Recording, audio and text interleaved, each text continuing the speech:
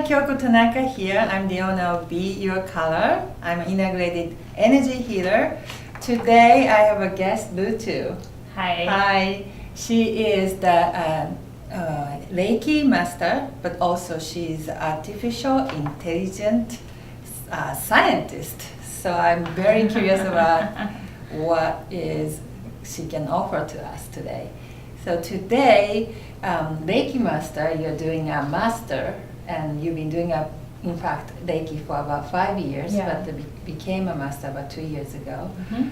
But maybe some people don't know exactly what the Reiki is. Yeah. So maybe can you explain what it is and how that works? Sure. So Reiki is basically energy healing. It's healing with these, powerful, wonderful, happy, loving energies that we all have. I mean, I believe we all have Reiki in us. But doing an official, course for Reiki kind of helps us tap into that thing and make it more structured. How do I feel about myself when I give Reiki? How do I look at somebody else when I give Reiki? It's nothing but loving energy. And it's the same thing like the Chinese qi and Japanese ki, that energy which acupuncturists use, which which is in ancient India and yoga as well. And that's what Reiki is. Okay. So you obviously practice yourself Reiki for 5 years or so, and how that affect on you and how that made a difference on your own life? It's been wonderful. It's been amazing, the journey that I've had. I started when I was in grad school, and grad school isn't that easy. You have your ups and downs. Stressful. Very stressful. And it started with simple meditation circles, and I just met this person who said, yeah, she also does Reiki, she teaches Reiki, and I said, let me try that. And when I started, it was so beautiful and transformative, because I could just be okay with who I am and kind of accept myself and accept meditation the way it is, because everyone has a different way to meditate. You don't really have to clear your mind because that's so stressful. But you can channel your thoughts, Right. or you can be in the present. That's easier. That's a little more doable in this hectic pace of life. And it's just been amazing, and things have just been flowing because I accept myself, and that's just... Right. That's very powerful, to be who you are in the moment, living in the moment. Yeah. But also you be okay to who you are. Yeah. And then you have this love in you, but you also receive love from others. So that's, I totally believe it's very powerful way to live also. But what's interesting about you is you work as a profession as artificial intelligent mind. It's a robot, right? A scientist. Yeah. And then I'm curious that people in a science or technology, people is very much like left brain, while Reiki is very right brain. And to me, you are the perfect combination, because we do have to use both into it. But I was just curious how the initial react to yourself, and how other people in a science in general think about Reiki or anything about mindful, this kind of healing. Yeah, well, talking about Reiki to a scientist, there is this... Reiki is a belief and a faith-based healing system. It's not something that you can actually measure. No. It's not something you can actually do, but feel good at the end of it. Right. So talking to a scientist about it, there's always this discomfort because you can't prove it. Right.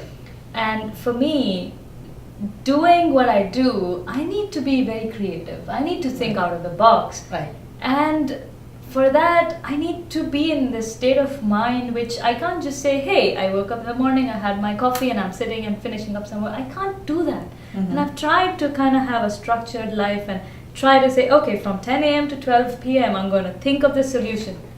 That doesn't really happen, and I have to be creative. I have to allow myself to be. Right. And Reiki really helps me that way, because I can be in the present. I can give some healing energy to myself, and I have faith in the universe that something will come to me, because solutions aren't something that you just think of. You have to have that creative idea. Right. And it works. That's Right. the funny thing. It just works.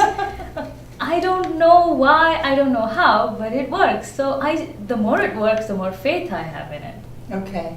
So to me, it sounds like you increased the productivity and then creativity because of the state of your relaxed mind. Yeah. And not only this mind, but this whole body Yes. is all released, all the tension, the tight tension that I have to do something. Yes. Instead, you really have to step back and then create this space around you and inside of you to really bring back all the beautiful things you Yes. have.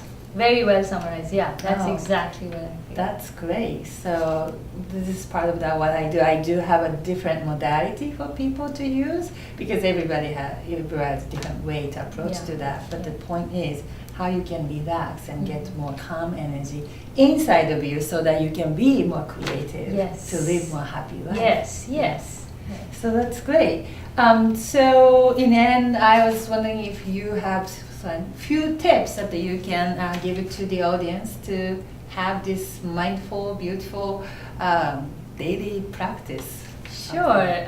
Well, one of the things that I've always noticed is that when we are being in our regular life, we keep thinking, and we forget about our physical being. We keep thinking about yesterday, about tomorrow. Right. So one of the things I like to do right before any meditation thing I do is bring your attention to your body, and you can do that by simple focus on your breath. Mm-hmm. And as you focus on your breath, you just feel how the air is going in and coming out. And the more you do that, you have this slow breathing that starts taking place. It's kind of the breathing that you do when you are asleep. And you just breathe in, count to 3, and breathe out. And you do that for about 10-15 times, and you'll suddenly feel like you're more aware of your surroundings. You're here and you're breathing, and it's so beautiful.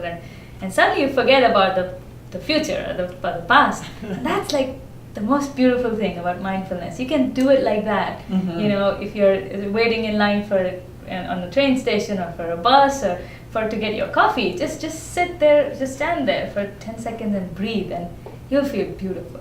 And that's my tip. That's great.